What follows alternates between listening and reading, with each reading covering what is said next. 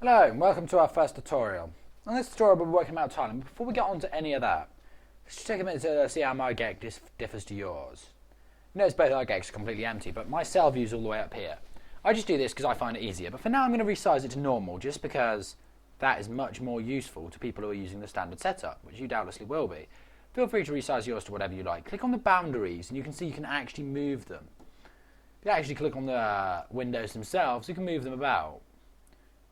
Okay, just a quick crash course in resizing your Geck there. So I think this is more or less default. Now, first of all we need to open data, or we've got absolutely nothing to work with. This is a bit boring. So let's just hit data. You'll notice there's a lot of files here. Down to here, these are all master files made by Bethesda. These created by default, because for some reason if I put Mike, they crash. So we're just going to ignore that for now. But anyway, yeah, these files here, these have all been made by me, some of which work, hopefully. And up here we've got Fallout 3. For now, just click Fallout 3, because if you try to click loads of them, you'll get some sort of bizarre crash of, oh, multiple loads attempted, aborted. Easy fix to that. We've linked it. I'll be doing a tutorial on it later. So just click OK, and we'll load up Fallout 3. Sometimes it will say, oh, Geck is not responding. Yeah, see, look, not responding here. Ignore that. It's fine. And I'll ask you if you want to close the program. Click no, wait for a respond. It's lying. It's actually fine. It just likes to shut itself off when it's loading. I have no idea why.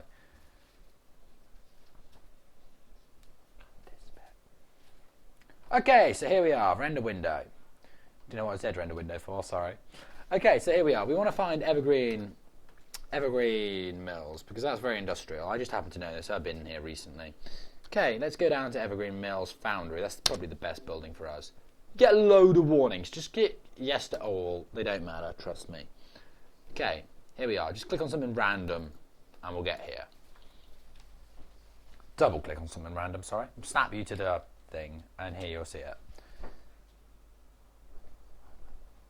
First of all, we can't see a thing, so let's hit A. Right, this is their cell.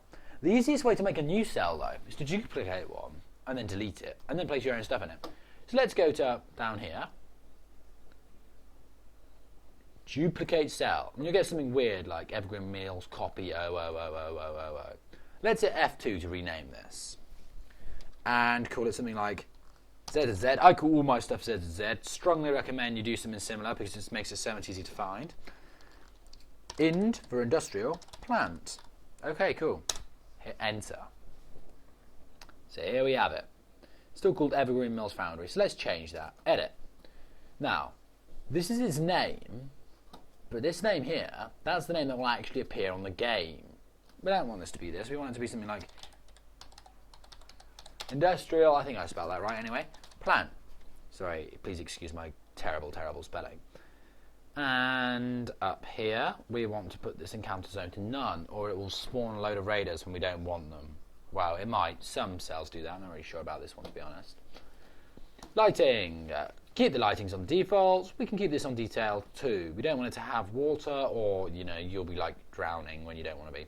Apply. And then just hit OK. Cool. Here's our copy. Well, this isn't actually our copy. We're not on our copy yet. Here we go. ZZZ ind plant. This is our copy.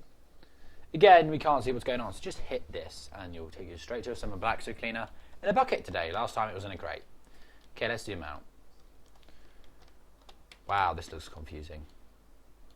But don't worry, it's actually really quite simple. Most of these little blue guys are just telling people where they can sit up and stand down.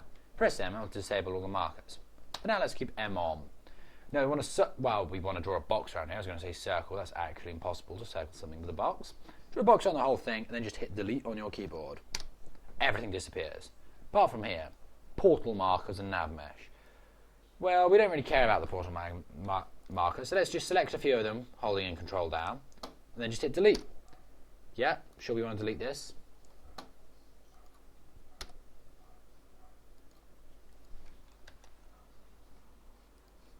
And we probably now get a load of warnings for all these portal and room markers we've tried to delete.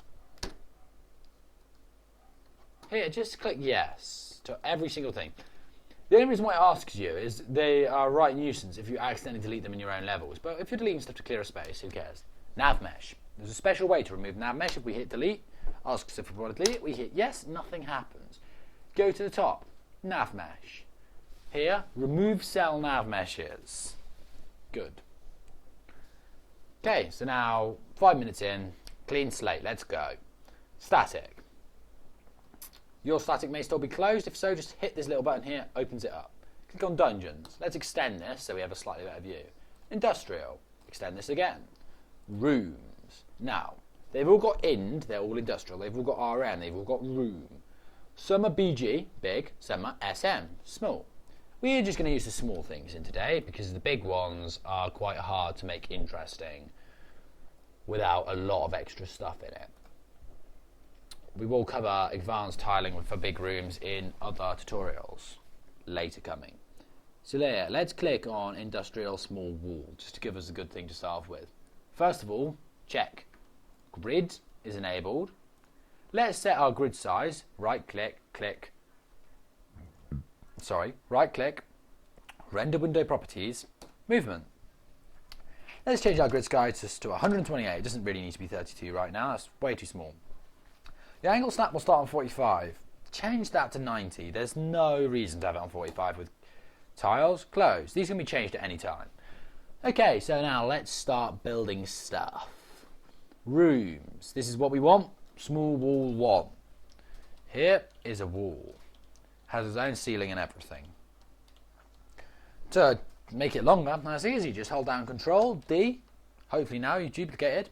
It will select the new object. And if you notice, they're slightly out of position now.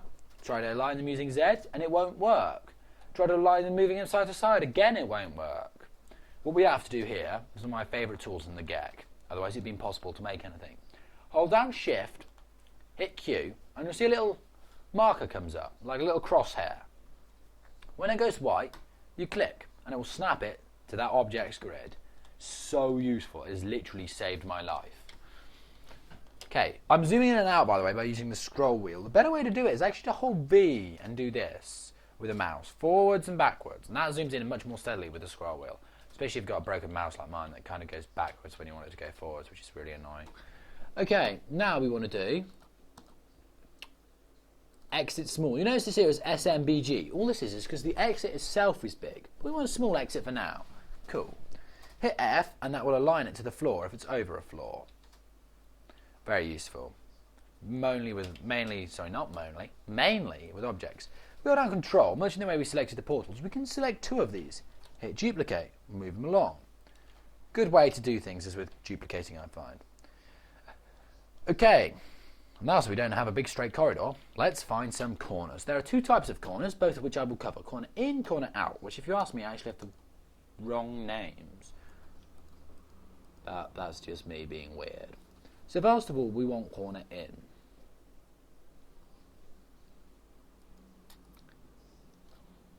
No, that's big room, sorry, ignore that. That's me being as silly. Here we get corner in. Right, these are bog standard corners, exist on every single game. Every game with corners anyway. Okay. Use F again to snap them to the grid. I mean not to the grid, to the floor.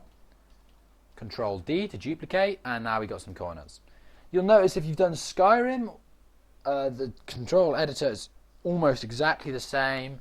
I don't know about Oblivion, I assume so. As for the Hammer and Half-Life editor, sorry I can't remember what the Half-Life map editor is called. I've actually never used those before, so I'm sorry I can't give you any advice on those. But let's go to corner out here.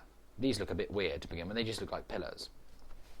I'm going to show you what these are now. Hit F again to align them to the floor. Please note F only works if you're actually over some floor.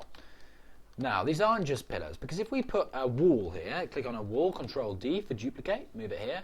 Right mouse click, that will rotate. Sorry if I haven't already covered that, that's my own stupid mistake.